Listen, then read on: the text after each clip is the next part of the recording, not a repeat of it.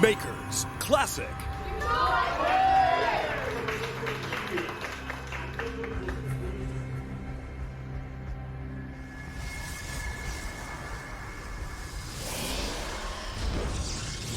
Jin Greenways, creator.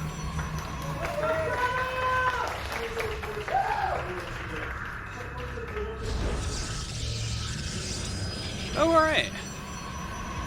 Cool.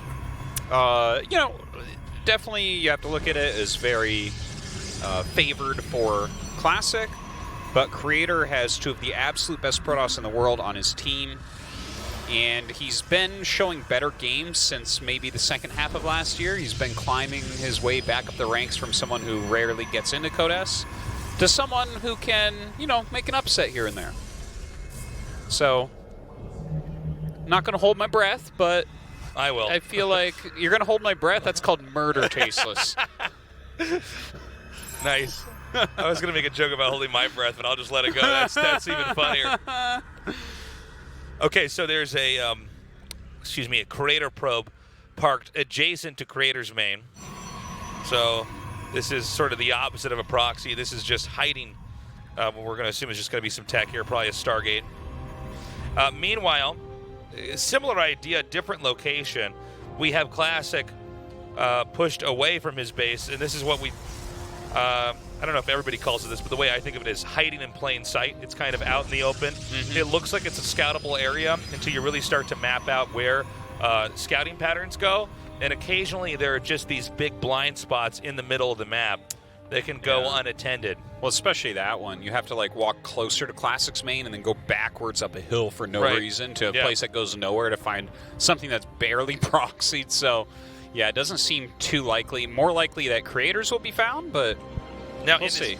Yeah, generally speaking, statistically, players tend to hug the corner of the map when they're doing proxies, especially in PvP, to hide the pylon just on the edge. So that's usually where people scout first. So you're right. Players tend to do that. Classic, not as much, though. He will put stuff in the middle relatively often, actually. But this is why I think Creator's proxy is going to be spotted pretty quickly here.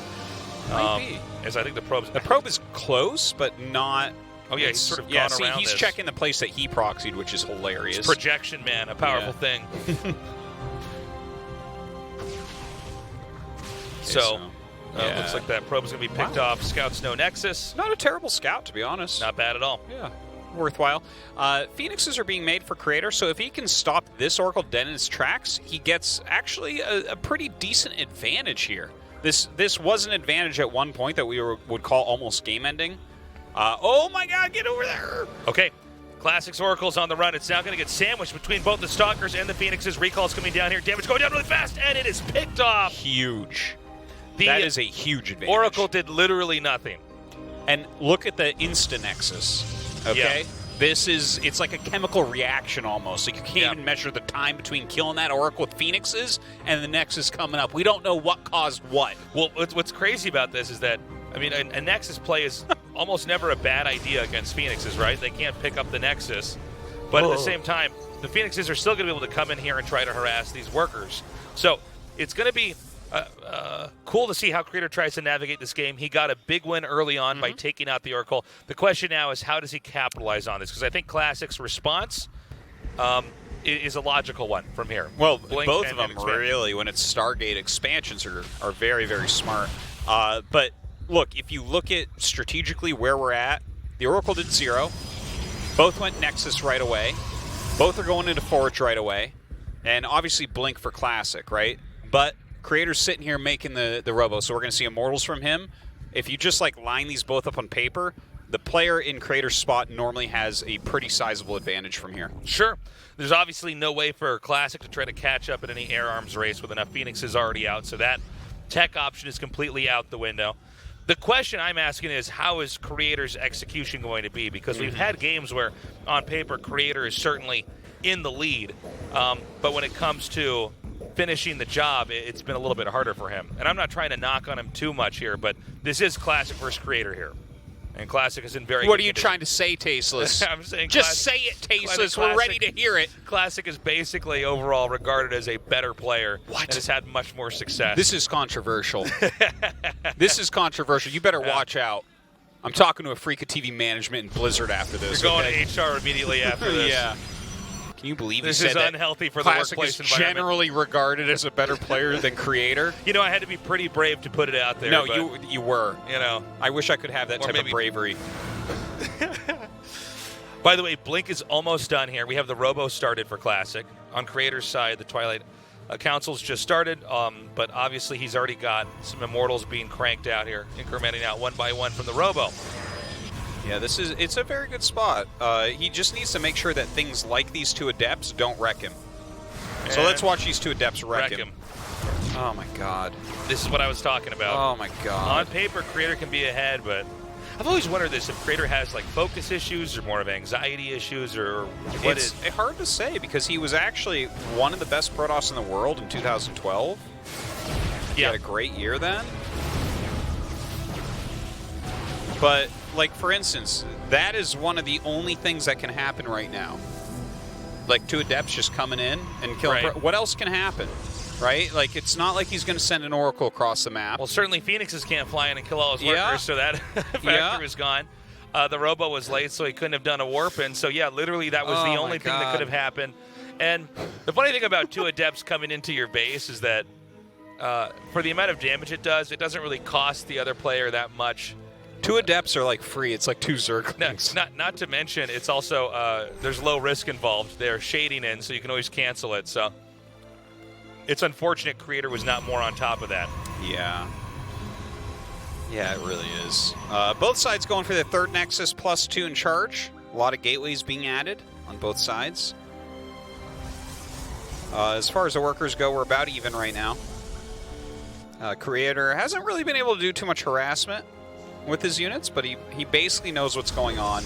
And overall, he's building a stronger unit composition right now than Classic. These Stalkers don't scale overly well. But it's not like a huge amount. You know, it's not like 13 Stalkers. It's only 8, right? So it's... But that's not as good as if it was only 4 Tasteless. I just want to point that out. Thank you. Yeah. Thank you, Elmo, Yeah. for teaching us numbers. Like, you see that? How he's only got like 3 Stalkers, Creator does? Oh, that's a great number. Oh, beautiful. By the way, Zealot Charge is about to finish on both sides. We're ramping up to a big macro game PvP here. It doesn't seem like either player really wants to attack the other one. There's always the question of, you know, can Creator find a good engagement because he does have the 3 Phoenixes, so he can get some pickups there and maybe disable something. But we don't see anything like that just yet. It looks like Creator might attack, which I don't think is what you want to do quite yet. I feel like, you know, you can push this a little bit higher up so that it's even more in your favor as Creator, and he actually walks back, so I guess all is well in the world. But at these smaller numbers, the gateway-based army can still really fight against this, and I think you're actually almost looking for a fight, so Creator being on the map didn't make a lot of sense. Okay, another set of big warp-ins here from Classic. Now, I don't know that he'll be able to break up into that position on the ramp, but this is a great move here by Creator. Two Adepts now shading in here. They already did some damage to the third base. Now they're going to come in here, unfortunately not targeting down the probes, but instead hitting the Zealots. So good defense there by Classic. Now Classic going to try to come in here. Yeah, hard to imagine this working out. As a hallucinated Immortal in there as well, the 2 shield batteries doing real work here for Well, Creator. you know, the Archon's got some really good pairings there on those Zealots. I don't know about this angling here. Yeah, I feel like no matter what, this should not be a breakable position here for Classic. Absolutely This not. is- He's got 3 Immortals and Warp Prism and 2 batteries and, like, gateways, you know, a pylon there, like... Well, I mean, it's just everything about that didn't make any sense. Well, I think Classic way overestimating the position he's in. Now he's quite behind. It's 29 army supply to 61, and a third base for Classic that's barely even mining. Yeah, I guess it actually did get a bit worse from that. But in a way, what he did there, I appreciated slightly, because I think that in situations like this, where you're going to have a hard time the longer the game goes, if you can trade army semi-evenly, you know, if you can just reduce the size of both your armies, that's something you want to do, right? Like, for instance, if you can trade 3 of your Stalkers for 3 of his Stalkers, you want to do that. You know what I mean? And if you can trade 4 Zealots for 4 Zealots, you actually also want to do that. You want to keep these armies a little bit smaller. But definitely that advantage for creators is getting significant. So Creator's now going to push across the map, and I think this should just be a 1-2 punch to victory, right? I mean, there's just more of everything here for Creator. 144 supply to 93. I think he can just barrel into the third here and just squish it, right? Going up a ramp is always a little bit tricky, but that's a lot of Immortals. It's 5 Immortals against 1, and that's a pretty good metric for who's going to win this battle. Yeah, even on a map that really favors holding the third base here, this is just going to be too much. So the overwhelming numbers come in. Creator wins, starting at least the beginnings of an upset, Artosis. Creator taking a game off of Classic. Yeah. Certainly not the result I think Classic was expecting as we started the day off here. Is Old Man Army washed up? That's the question on everyone's minds right now. Classic in possibly his last season of Codes for the next couple of years. How old is Creator? I actually have no idea. Is he Creator? He's pretty young still. Is he? Okay, because Classic's our oldest player here, so you can defer your military service. By the way, apparently they've I don't know if you read about this in the newspaper. They're trying to raise the minimum wage, and because of that, the job market's been harder to get out here in Korea. So there's more men going into the military now than before. So some of these guys, especially the pros, have been able to defer more easily. But Classic, it appears, is going to be going in there. I was just curious because I was thinking, wait a minute, Creator's been in this tournament forever as well. When is he going to have to go? Anyways, Game 2 is ready on Acropolis. Classic versus Creator. Let's go.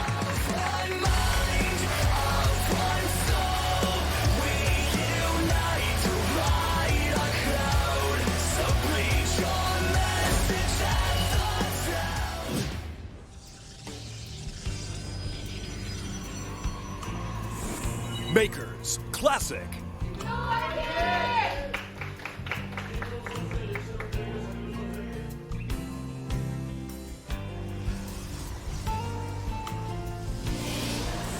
Jin Air Green Wings Creator. Classic wasn't looking super relaxed there. No, he did look a little bit alarmed. It's always a little bit weird. I have to imagine, I mean, I can't speak from experience, but the idea of having to take this pro gamer hiatus, a forced hiatus, to join the military, you know, and I want to actually kind of go over this a little bit more thoroughly because this can be a kind of a foreign concept for a lot of people listening. You're not allowed to even make money during this period of time that's not related to the military. Yeah. So it's not like you could just still stream on Twitch or something. So yeah, and you can't play tournaments. It's right. You know, that's why a lot of times, like, people don't even know that some of these players are back, where they would be streaming or they would be playing tournaments. Yeah. You see this a lot, too, right? Like, right now, Bisu is playing ladder games, but he's not streaming them because he can't. Exactly. You know? A lot of these players keep their skill up. They do get days off. They could theoretically play in a tournament, but there's prize money, so they can't do it. Right, exactly. So Bisu's a perfect example of, you know, it was not that long ago we were saying in the ASL, man, it's going to be crazy when Bisu's gone. You know, will he ever be able to come back? And it looks like he's going to be back in full form. But, you know, for Classic, it's got to be weird. You know this is your last tournament. And obviously he wants to perform his best, but he probably was not expecting to start this GSL off by losing one game to Creator, right?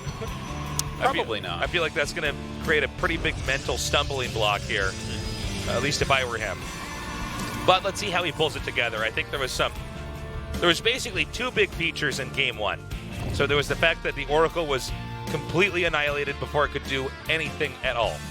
It wasn't even able to take shields off of anything in Game 1. And that gave a pretty big tempo swing to Creator. And then there was a second part where Classic, and this was a little bit weirder. I can understand the Oracle just getting shot down. But when there was the push up the ramp at the third base, where there was just simply put, I mean, if you just look at the two armies, this doesn't seem like it's going to work out, right? So let's see how Game 2 goes here. I think if we see better mid-game and late-game decision-making from Classic, we should have a better Classic game. Well, yeah, it was like a tough opening, and when your opponent has those Stargate units, like, you have to have some anti-air, so you're kind of forced into Stalkers, but that's so unbelievably obvious because there's no other choice that your opponent just blindly makes Immortals. You know, you kind of get yourself locked into this very rough position if your Oracle did nothing. And that's, you know, a risk you take. A lot of the different builds in PvP do have a bit of a risk, but, you know, if they get off, then suddenly you're at a big advantage and feeling like you're going to win. So here comes that attack over here in the front. It's 2 Adepts and 2 Stalkers. The shade forward here is actually allowing Creator to do a lot of damage here. yeah, He's actually microed these units really, really well here. really well. Oh my god, okay, so the pylon now goes down. The push is going to continue even further here. I don't believe there's any more energy on that sentry. So, that was not a nice. bad start. That was nice. Creator really giving Classic quite a beating there. Yeah, like for instance, he has a pretty significantly later Nexus, but he's going to be mining from it at like the same time as his opponent here because of that nice pressure. Maybe he stayed a little bit long there, but yeah, I think he was going a little bit too hard on that one pylon. yeah. But the idea was definitely there. Now the War Prism's going to come out here first for Creator. Let's see if he tries to do this again. He already got the initial unit count down lower. You know, 2 bases with Adepts and Shades. Stalkers maybe try to poke it in the front, or War Prism's dropping. There's definitely some tactical options here for Creator. Yeah, he's, especially with this Immortal coming out, like, he is able to get across the map and do some harassment, no doubt. Like, there's even always a possibility of doing an Immortal Sentry push. We don't really see the sentries, so I think it's very likely going to be a bit of a Prism harass. Classic, oh, look at that. He's gone across with just Adepts. There's a recall happening back here in Classic space, hitting him on the defense. He's got his Forge on the way, so you can see Classic's trying to go for kind of a bit of a longer game here. We'll see what the Adepts can end up doing for Creator, because obviously these little Adept moves that we're seeing have potential to do some real damage. Okay, come in. He's going to try to snipe that sentry. Oh! Yeah, nice force field. I think he can actually just push him in here, though, and still get the kill. Nicely done. Okay. Really highlighting how abusive you can be with a War Prism there. Now here comes the 4 Adepts from Classic. The battery wall, is set up over here. Yeah, this type of move is so nice because it's so hard to actually get the Prism. Like, he can still get most of these out, but it seems like he's just going to suicide him, which is fine because now he's killed sentries and probes and just, he's done a lot of damage with them. 7 Very kills nice. there. Yeah. Little skirmish here in the middle of the map with the 2 War Prisms. Both sides getting their +1. Classic a little bit ahead in that regard. Definitely liking Classic's position here.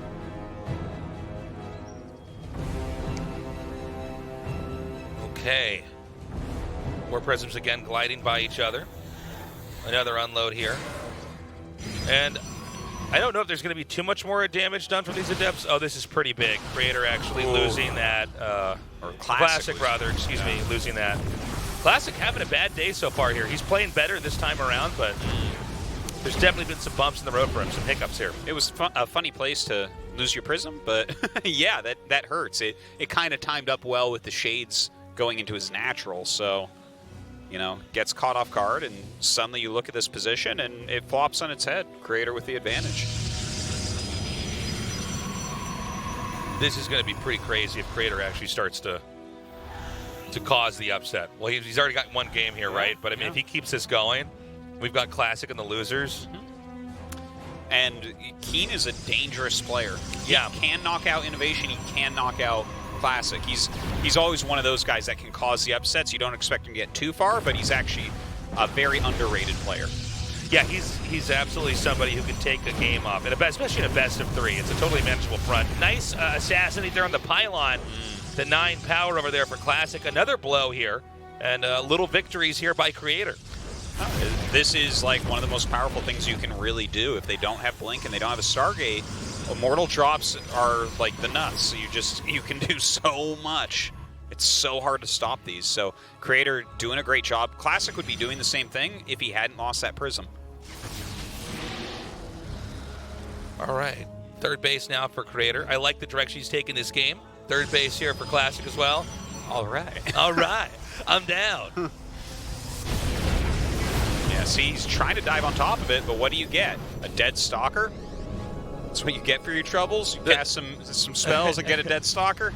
The funny thing about trying to fight a War Prism is that, you know, the Stalker is obviously the organic response with a ground army to fighting down a War Prism, right? But of course, if there's Immortals in there, that directly counters the Stalkers. Yeah. Which causes a real problem here. Oh, if he can actually come in here and maybe even get both these pylons again. Oh, good save there by Classic. Yeah, that's actually a decent way to deal with it as well. Leave some charge lots out. It takes Immortals a long time and quite a bit of micro to kill off charge lots. So, a pretty decent defense here by Creator. And of course, this drop, it's late, right? He wanted to do this a lot earlier. Classic showing us that yes, you can in fact drop there. And you can see now he's going to try to back up a little bit. Both these guys have pins on each other. Just going to chill here and look at that Reaper path. It's not only a Reaper path. It's also more than that. Immortals can fit here as well. Oh! He's got to be careful from here on out. Another warp in over here at the upper right. Classic getting ready with some Zealots. It looks like he wants to set up. He's got to be careful, almost pushing that Warp Prism into the hidden location there. Nice little snipe right there. Classic starting to get a little bit of his own damage done. +3 on the way for Classic as well. Okay, here come those Zealots now. Now there's, there's actually more than enough defense here to hold this off, no problem. And that also kind of reveals that there is a hidden pylon in the upper right. I think maybe Classic went in there a little bit too quickly. Prism starting to take a bit of damage there as well. It's a pretty close game at the moment. Players mining up their third bases here. We have that War Prism for Classic still waiting.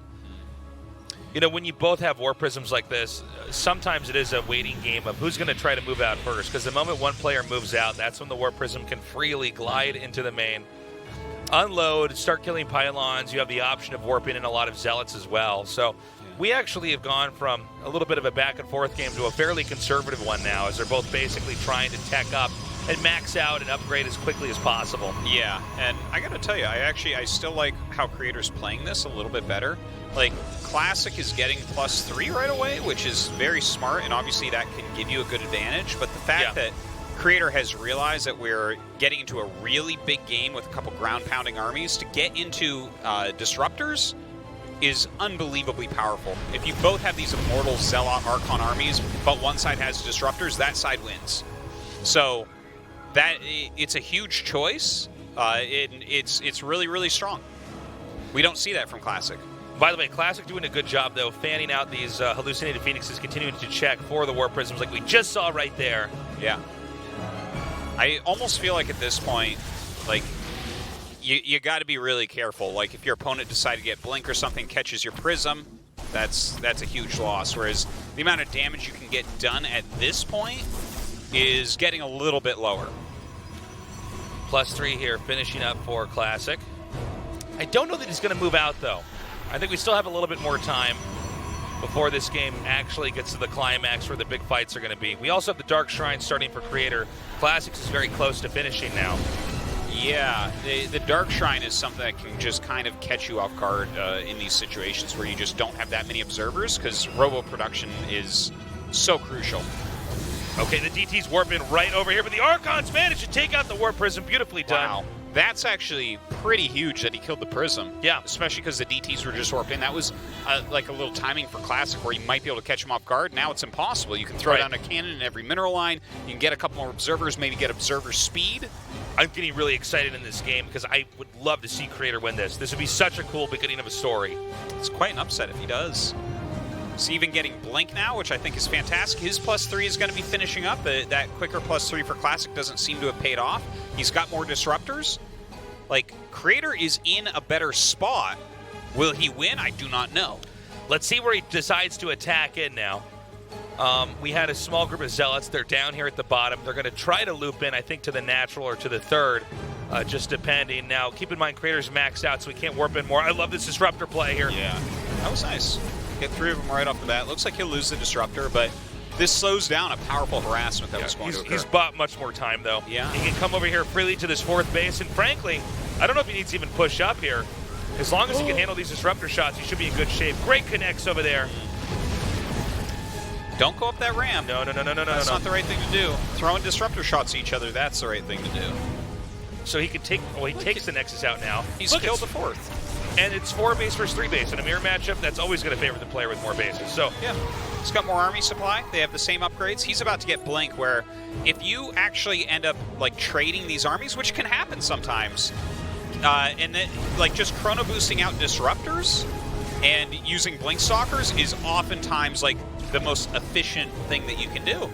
this in a lot of ways creates a no man's land. Well, it looks like actually Crater's going to back up. I was going to say there'd be the option for Crater to try to keep chucking these disruptor balls forward and maybe zoning Classic from getting a 4th base. Classic's reclaiming this 4th just up here, but I think there's an opportunity if Crater decides to take it to try to come up here and deny that, force a cancel. Ooh, great job. Great hit right there. It's so important to get that first disruptor shot off. Yeah. It really... There's a lot of mind games that are going on here and how you juke and jive, but the most important thing is to get the shot off first, because especially in disruptor versus disruptor when you're both close to each other, yeah, that's the deciding factor. If both players are playing really super well, what you tend to see is a bunch of disruptor shots that don't hit anything, because it's a zoning tool, and shooting them first is more important than hitting. Yes, you're trying to do it's like a zoning mechanic, like you were saying, keeping them back. And by the way, there's harass that's been coming in here from Classic. The only thing that I think Classic could try to utilize at this point in time is low supply. If he could get a Warp Prism over there into the main or something, he could warp in a huge amount of units and do damage, since Crater's already maxed out. But we don't see that right now. And now we're actually seeing Crater close in here. And this may be when the 3rd base is just going to be toppled here. Whoa! The flank was a great idea, but he actually brought it up way too far before shooting it. There's 1 DT here. There's no observer in this army? Is this correct? My gosh, yeah, I guess so. Not. A ridiculously good disruptor hit there from Classic. I would love to see Creator throw a Prism in, because he's forcing the whole army to be down here. Yeah, well, now the 3rd base is going to go down. How much damage has this DT done? This DT is its own little disruptor at this point. This is pretty bad. I think we're about to see this game end here. I mean, army supplies are similar, but I mean the bases are very low. Classic hit all the disruptor shots though. Like, all the disruptors are dead over on Creator's side. The best he might be able to do is actually attacking this now. Like, there was definitely better, more patient micro here from Classic. Yeah. Unfortunately, I think even though there's been a lot of damage done over in the main here for Creator, I think Creator just continues to push through. Am I wrong about this? Well, the disruptors, their cost efficiency is absurdly high, and like Creator's still taking damage at home. So I actually think that Classic might be able to take this one. That would be pretty crazy. The thing is, there's so many bases in the upper right, though. Yeah. He still has infrastructure, right? I mean, at this point in time, Creator is inhabiting the natural of Classic. He's going to recall back here. The main is mined out, so once this Nexus is destroyed, all Creator has to do is really utilize the tools that he has as far as units go. Try to keep making probes and stabilize. So he recalled his Observer, which means warping in DTs defensively for Classic will clear out the rest of the army. See, he's got his own DTs waiting to kill these DTs. Yep. What a crazy game. The DT base trade is real. So everything that Classic has in supply is DTs. Oh, that's hilarious. Yeah. Is that true? Pretty much. Yeah. GG. Okay.